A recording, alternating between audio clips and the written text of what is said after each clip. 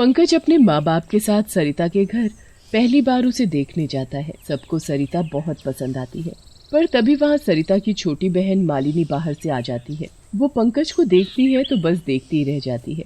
पंकज और सरिता का रिश्ता पक्का हो जाता है। सब लोग इस रिश्ते से बड़े ही खुश होते हैं, पर मालिनी बिल्कुल खुश नहीं होती। आखिर पंकज ने तुझे पसंद कैसे कर लिया? तू इतनी सिंपल और वो इतना हैंडसम, उसे तो मेरे जैसी लड़की सूट करेगी। चल पागल, वो जीजा जी हैं तेरे, ऐसे नाम नहीं लेते। और ये तो वही जाने कि उनको मुझ में क्या पसंद आया। जल्द ही सरिता और पंकज की शादी हो जाती है। सरिता अपने ससुराल में बड़ी खुशी से रह रही होती है। सरिता, देखो मैं तुम्हारे लिए क्या लाया। अरे वाह पंकज जी, ये कितनी सुंदर साड़ी है। पंकज जी नहीं, बस पंकज बोलो। पंकज आए दिन सरिता को सुंदर सुंदर गिफ्ट देता, उसे घुमाने ले जाता और उसे बहुत ही खुश रखता था। एक दिन सरिता पंकज से बोलती है, सुनो जी, माँ की तबीयत कुछ ठीक नहीं तो मुझे 2-4 दिन के लिए घर छोड़ आओगे? ये भी कोई पूछने की बात है? जब मर्जी जाओ। मुझे तुम्हारी याद बहुत आएगी, पर कोई नहीं, हम फोन पर बात कर लिया करेंगे। पंकज सरिता को उसके मायके छोड़ने जाता है। मालिनी अपनी बहन सरिता को भूलकर बस पंकज की खातिरदारी में ही लगी रहती है। सरिता को मालिनी का ऐसा व्यवहार अच्छा नहीं लगता, पर वो फिर भी कुछ नहीं कहती। उसके बाद पंकज अपने घर चला जाता है। रात को जब सरिता पानी पीने के लिए सीढ़ियाँ उतरकर नीचे किचन में जा रही होती है तो मालिनी उसे पीछे से धक्का दे देती है। सरिता सीढ़ियों से बहुत बुरी तरह गिरकर मर जाती है और एक चुड़ैल में बदल जाती है। मालिनी, तूने मुझे मार डाला। सरिता के मरने से सब दुखी होते हैं, पर मालिनी के चेहरे पर तो एक अजीब सी खुशी होती है।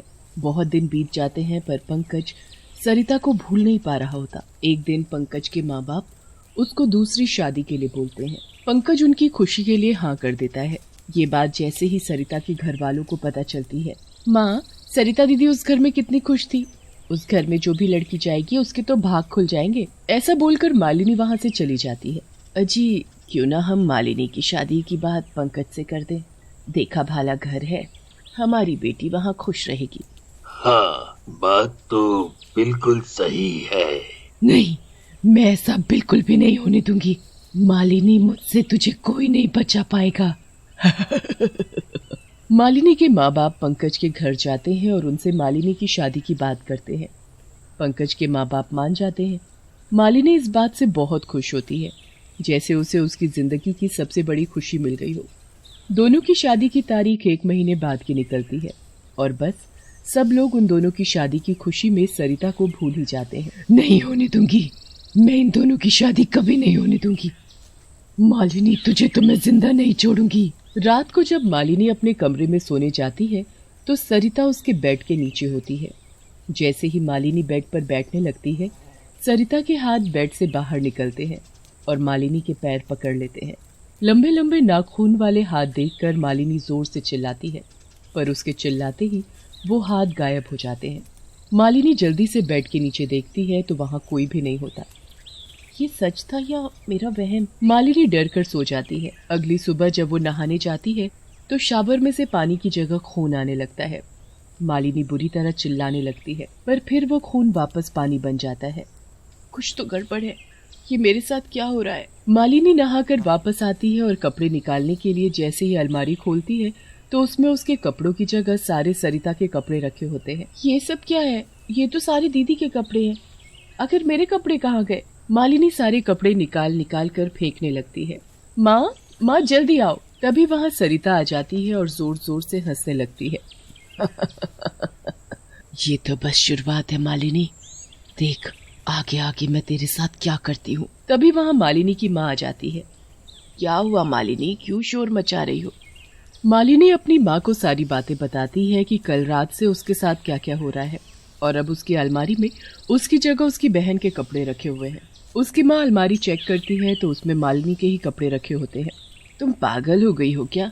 ये सब तुम्हारे ही तो कपड़े हैं। मालिनी की बात पर कोई यकीन नहीं करता।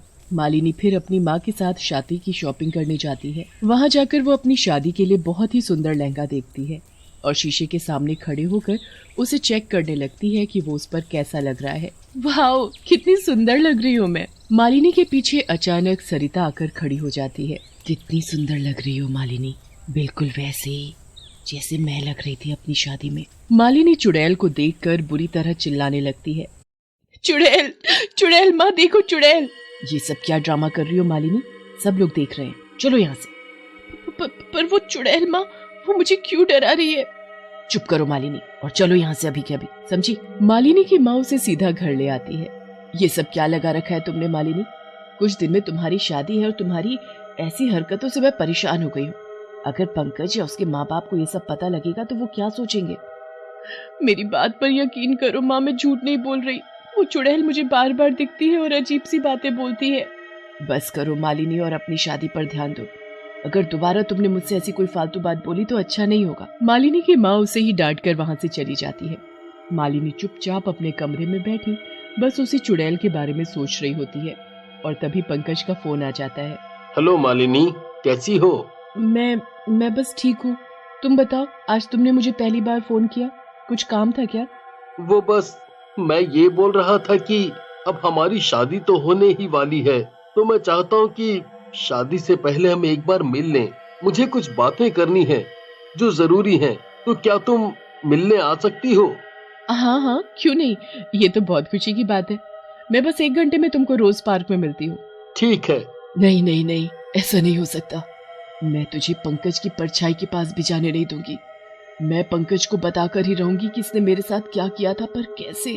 थोड़ी देर बाद पंकज और मालिनी पार्क में मिलते हैं। दोनों बैठकर बातें कर ही रहे होते हैं कि तभी सरिता का भूत मालिनी के अंदर आ जाता है और वो सरिता की तरह बर्ताव करने लगती है। मैंने कितनी बार बोला है कि हरा रंग आपके ऊपर बिल्कुल अच्छा नहीं लगता, फिर भी आप हरे रंग की शर्ट पहन कर आए। ये क्या बोल रही हो मालिनी? ये बात तो बस। क्या हुआ पंकज जी, आप इतने परेशान क्यों लग रहे हो? मैं इतनी देर से भूखी बैठी हूँ, चलो मुझे जल्दी से कुछ खिला दो। हाँ बोलो, क्या खाओगी? हमेशा की तरह मेरी फेवरेट चीज, सैंडविच और कड़क मसाला चाय।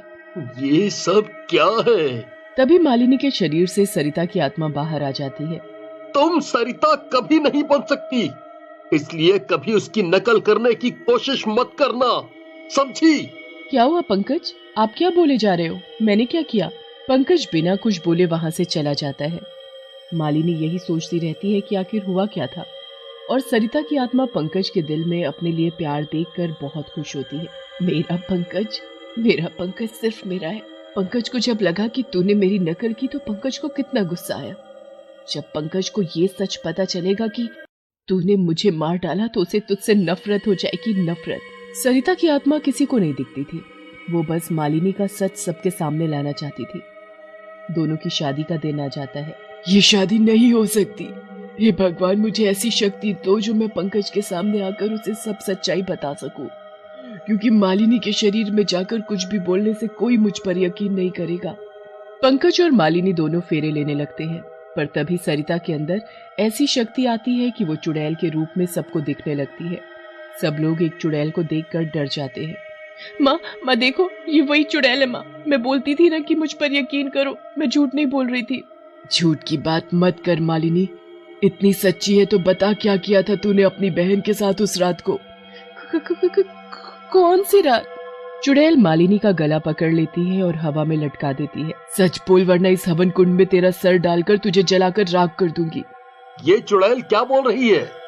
मुझे मत मारो, मैं सब सच बताती हूँ। कौन सा सच मालिनी?